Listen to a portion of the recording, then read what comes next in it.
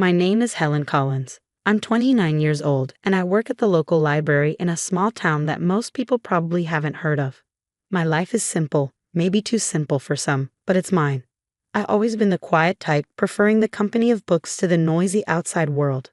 The library is my safe place. It's a small old building with creaky floors and shelves that are a bit worn. But to me, it's perfect. Every day, I open the library doors at 8 o'clock a.m., turn on the lights, and breathe in the familiar scent of books. It's a routine that I never get tired of. My parents passed away when I was young, so my grandmother raised me. She was a kind woman who always encouraged me to read and learn. But she's gone now too, and I'm all alone. No siblings, no close relatives, just me and my small world. "Good morning, Helen," Mr. Jenkins, a regular visitor, greets me as he walks in. He's an elderly man who spends his days reading history books. "Good morning, Mr. Jenkins. The new shipment of history books arrived yesterday. I've set them aside for you," I reply with a smile. "Ah, you know me too well, dear," he chuckles, shuffling towards the designated shelf. The day goes on like this, with familiar faces coming and going. I help a group of kids find books for their school project, recommend a romance novel to Mrs. Harrison, and guide Mr. Thompson to the science fiction section. It's a quiet life, but I like it. I find comfort in the predictability, in the routine. And then one day, everything changed. The day Jack walked into my life. He came in looking for a book, but I could tell he wasn't the regular library type. He seemed out of place with his crisp suit and confident stride. "Can you help me find a book?" he asked, his voice smooth and inviting. "Of course. What are you looking for?" I replied, trying to stay calm. "It's a novel, The Great Gatsby," he said. "I believe it's right this way," I said, leading him to the classics section. As I handed him the book, our hands briefly touched, sending a jolt through me. It was just a simple touch, but it lingered in my mind. "Thank you, Helen," he said, reading my name tag. "I'm Jack." "It's nice to meet you, Jack." That brief encounter was the start of everything, the beginning of a love I thought would last forever, and the beginning of a journey that would take me from the quiet life I knew into a world of chaos and betrayal. If only I had known then what I know now, maybe things would have turned out differently. But life doesn't come with a warning, and sometimes we have to learn the hard way. After that first meeting, Jack started coming to the library more often. It was strange because he didn't seem like the reading type, but every time he visited, he'd ask for a book recommendation and then spend a few minutes chatting with me. One day, he walked in just as I was struggling with a box of newly arrived books. "Need a hand with that?" he offered, walking over. "That would be great, thanks," I said, relieved. As we placed the books on the shelves, he asked, "So, Helen, what got you into working at a library?" I shrugged. "I've always loved books. They're like friends, you know? Plus, it's nice and quiet here." He laughed.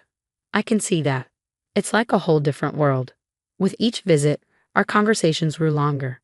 I found out that Jack worked in his family's real estate business. He was easy to talk to, and for the first time in a long while, I felt like someone was genuinely interested in me. Then one day, he surprised me. "Helen, would you like to have dinner with me tonight?" he asked, a hopeful look in his eyes. I was taken aback. "Like a date?" "Yes, like a date," he smiled. I hesitated. This was new territory for me, but there was something about him that made me want to say yes. "Okay, sure. I'd like that," I replied, trying to keep my voice steady. We went to a small restaurant in town. It wasn't fancy, but it was cozy. We talked about everything and nothing, and for a few hours, I forgot about my usually solitary life. As we walked home, Jack said, "I had a really great time tonight, Helen. You're very different from the people I usually meet." I didn't know how to respond, so I just smiled. He continued, "I'd like to see you again. Would that be okay?" I nodded. "Yes, I'd like that." From then on, we started seeing each other more regularly. He'd take me out to dinner, or we'd go for walks. It was nice. For once, I felt like I was part of something more, part of a world that wasn't just about books and quietness. It wasn't long before I fell for him hard. He was charming, attentive, and he made me feel special. And when he proposed, I didn't hesitate. I said yes. Looking back, I wish I had seen the signs. I wish I had known that his charm was just a mask, hiding something much less pleasant. But love has a way of blinding you. of making you ignore the warning signs, and I was very much in love, or at least I thought I was. After I got engaged, things started to change. It began with Jack's parents, who didn't approve of me from the start. They thought I wasn't good enough for their son because I didn't come from money. The first time I met them, it was clear they didn't like me. We were at their house for dinner, and I was nervous. Their home was big and fancy, nothing like what I was used to. "Helen, this is my mother, Margaret, and my father, Richard," Jack introduced. "Nice to meet you," I said, trying to smile. Margaret looked me up and down. So you're the girl who works at the library?" "Yes, I am," I replied, feeling smaller by the second. Richard chimed in, "Jack, couldn't you find someone more suitable?" I wanted to crawl into a hole. The dinner was long and uncomfortable. They made it clear they thought I wasn't good enough for their son, but Jack stood up for me, which made me love him even more. Before our wedding, they insisted on a prenuptial agreement. They said it was just a formality. I didn't have much to lose, so I agreed without making a fuss. After we got married, I moved into Jack's house, which was actually his parents' house. They had given it to him as a wedding gift, but they acted like it was still theirs. His parents came over all the time, unannounced. They'd walk in and start ordering me around. "Helen, make us some coffee," Margaret would demand as soon as she walked in, and I would, without saying anything. I didn't want to cause trouble. One day, Margaret pointed at the TV and said, "Remember, Helen, in case of divorce, you can't claim this." It was like that with everything. They constantly reminded me that nothing in the house was mine. Jack started changing too. He wasn't the man I fell in love with. He began joining in on the jokes his parents made about me. One evening, I was trying to decide what to wear for a family event. I asked Jack for his opinion. "This one makes you look less drab," he said, laughing. I was hurt. It was like he became a different person around his parents. He didn't stand up for me anymore. Instead, he laughed along with them. Living in that house was exhausting. I felt like an outsider, an unwanted guest. I kept hoping things would get better, but they only got worse. The stress got to me. I started having bad stomach pains. I tried to ignore them, but one day I collapsed at the library. I woke up in the hospital. The doctor said it was stress-related. I was in the hospital for a few days. Jack didn't visit. He didn't even call. I felt so alone. Then one day, a notary came to my room with news. My great-aunt, someone I barely remembered, had passed away and left me her fortune, $30 million. I couldn't believe it. I didn't even know what to do with that kind of money, but suddenly, I wasn't just the poor girl from the library anymore. When Jack and his parents found out, they came to visit, suddenly all smiles and sweetness. "Darling, we're so happy for you," Margaret said, her voice dripping with fake concern. "Yes, we're family. We should support each other," Richard added. I didn't buy it. The change in their behavior was too sudden. After they left, I overheard them talking outside my room. They didn't know I was listening. "She's such a fool. Can you believe our luck?" Jack laughed. "We need to make sure she doesn't leave you. Maybe you should have a child with her. That will tie her down," Margaret suggested. I felt sick to my stomach. They didn't care about me, they just wanted my money. That was when I knew I had to get out of that house and away from them. I had to take control of my life and not be their victim anymore. When I left the hospital, I had a plan in mind. As I got home, Jack and his parents were waiting for me, still all smiles and acting like the caring family they never were. "Oh, Helen, we were so worried about you," Margaret exclaimed. I nodded but didn't say much. I needed to act normal and not tip them off. Jack came closer, a little too eagerly. "So when do you get the inheritance?" he asked. I looked at Jack, the man I thought I loved, and realized I didn't even recognize him anymore. "Soon," I said, "but it's not something you need to worry about." His smile faltered a bit. "But we're married, Helen. What's yours is mine, right?" I forced a smile. "Of course, darling." That night, I couldn't sleep. Their voices echoed in my head. Their fake concern, their greed. It made me sick. I got up and started writing. I wrote down everything they had done and said. It felt like a dam had broken, and years of pent-up frustration and pain poured out. The next morning, I met with a lawyer. I explained everything and showed him the prenuptial agreement. He was shocked but said the agreement would protect me. "You're doing the right thing," he assured me.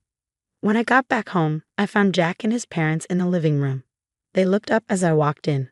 There she is, our brave girl, Richard said with a smile that didn't reach his eyes.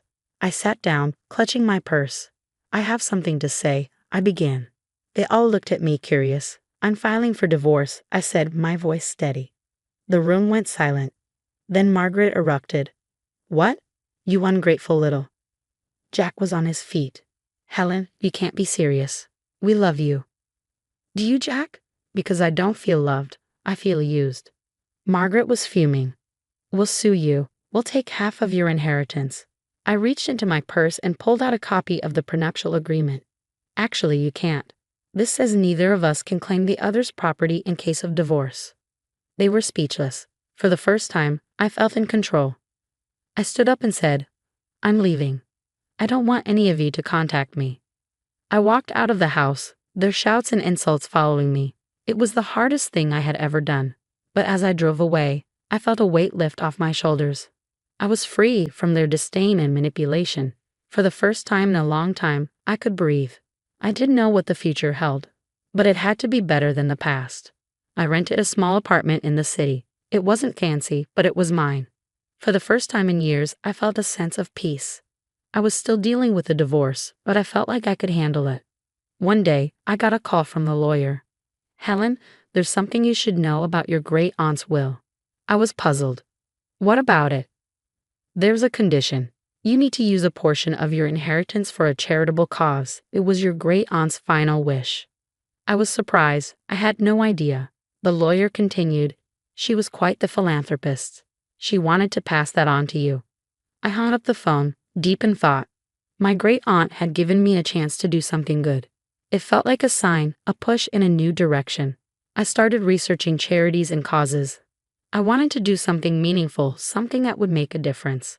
That's when I found a small organization that helped women who were victims of domestic abuse.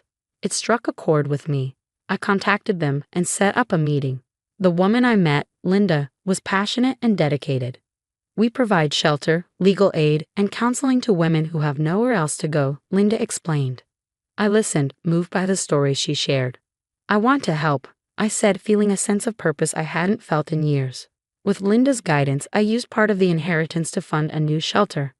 It was an incredible feeling, knowing I was helping other women find a way out, just like I had.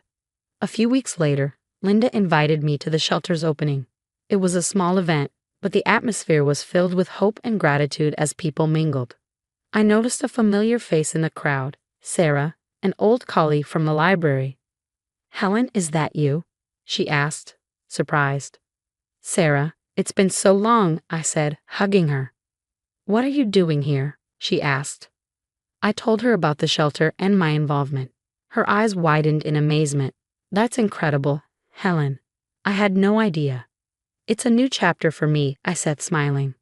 We spent the evening catching up. It felt great to reconnect with an old friend, like pieces of my life were slowly falling back into place. As the event wrapped up, Linda came over. Helen, I can't thank you enough. This shelter will change lives, she said. I looked around at the faces of the women who now had a safe place to go. It's the least I could do, I said, feeling a warmth in my heart that I hadn't felt in a long time. The days blended together, each filled with rewarding work at the shelter. I was finding a new sense of purpose, something that was truly mine. Then, out of the blue, my phone rang. It was a number I hadn't seen in a while. Jack. My heart raced with a mix of emotions and curiosity. Hello, Jack, I answered, trying to keep my voice calm. Helen, I need to talk to you. Can we meet? It's urgent. His voice sounded desperate. Reluctantly, I agreed to meet him at a public coffee shop, hoping that being in a familiar place would give me strength. Sitting across from Jack, he looked different, defeated, almost pitiful. His eyes were pleading. Helen, I made a huge mistake. I want you back. I've realized how much you mean to me, he blurted out. I looked at him, feeling nothing but contempt. Why now, Jack? He sighed. My parents, they controlled everything. They were the reason our marriage failed. I was weak, but I'm different now. I felt the surge of anger. You blame your parents? You stood by while they treated me like dirt. You laughed along with them. Jack reached for my hand, but I pulled away. Please, Helen. I know I was wrong. I've changed. I stared at him, seeing the man he had become. I once loved Jack, but now I felt nothing for him. Whether he had changed or not, it was too late. I said, I feel nothing for you, Jack, nothing but contempt. His face fell, and for a moment I saw a glimpse of the man I had married, but it was fleeting. I'm sorry, Jack. I've moved on. I have a life now, a purpose. There's no place for you in it, I said firmly. He nodded slowly, a look of resignation on his face. I understand. I just had to try.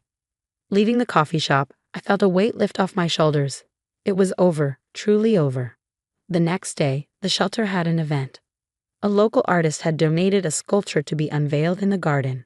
As I stood there, surrounded by people who supported and believed in me, I felt a sense of belonging.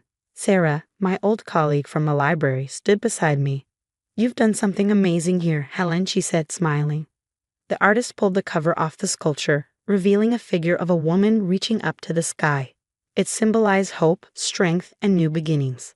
Applause filled the air, and for a moment, everything felt right in the world. Linda, the woman who had helped me so much, came over. Helen, this is just the beginning. There's so much more we can do. I looked around at the hopeful faces and knew she was right. This was my new beginning, and I was ready to embrace it fully. My new life was busy and fulfilling. Every day at the shelter brought new challenges and rewards. My confidence grew, and for the first time in years, I felt in control of my destiny. I even started taking self-defense classes, something I would have never imagined doing before. One day, as I was leaving the shelter, I saw a car parked outside. It was my mother-in-law, Margaret, who stepped out. As soon as she saw me, she said, Helen, we need to talk, her voice softer than I had ever heard. I have nothing to say to you, Margaret, I replied, my voice steady. Please just hear me out. I've realized how wrong we were, she pleaded. I stopped and looked at her. She seemed genuine, but I couldn't forget the past. What do you want, Margaret? I want to apologize. I treated you terribly. I've lost my son because of it, and I don't want to lose you too. You were like the daughter I never had, she said, her eyes glistening with tears. I felt a pang of sympathy, perhaps, but I pushed it away. Margaret, you made my life a living hell. An apology won't change that. I've moved on, and I suggest you do the same. I said firmly, it's too late for that. Goodbye, Margaret. She reached out to me, but I stepped back. Please, Helen. I know I can't undo the past, but I want to make things right, she pleaded. I shook my head. Goodbye, Margaret.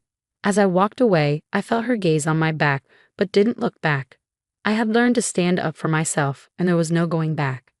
The next day, I received a letter from Jack's lawyer. He was contesting the divorce settlement. I wasn't surprised, but I was ready. I met with my lawyer, a sharp woman named Rachel. He's got no leg to stand on, Helen. The prenuptial agreement is clear. He's just trying to intimidate you, she said confidently. I nodded. I'm not afraid of him anymore. Let's fight this. When the court date arrived, I walked in with my head held high. Jack was there with his lawyer, and for a moment, our eyes met. There was a flash of the old Jack, the one I had loved, but it vanished quickly. The judge listened to both sides and then made her decision. The prenuptial agreement stood, and Jack's claims were dismissed. I felt a surge of relief and triumph. After the court session, Jack approached me. Helen, I'm sorry. I was wrong, he said, his voice low. I looked at him, seeing the man I once loved but now felt nothing for. Goodbye, Jack. Take care of yourself, I said and walked away. As I left the courtroom, I felt a sense of closure. That chapter of my life was finally over, and a new one was just beginning. At the shelter, we were planning a fundraiser, and it was taking all my attention. The support from the community was overwhelming, and I felt a deep sense of gratitude. The night of the fundraiser arrived, and the place was buzzing with energy. People from all walks of life had come to support our cause. As I looked around, I realized how far I had come, from a quiet, timid woman to someone who stood up for herself and others. Helen, you did it. This is amazing, Sarah said, coming up to me. I smiled and replied, we did it. And there's so much more to do. As the event went on, I felt a deep sense of accomplishment and purpose. This was my life now, and I was exactly where I was meant to be.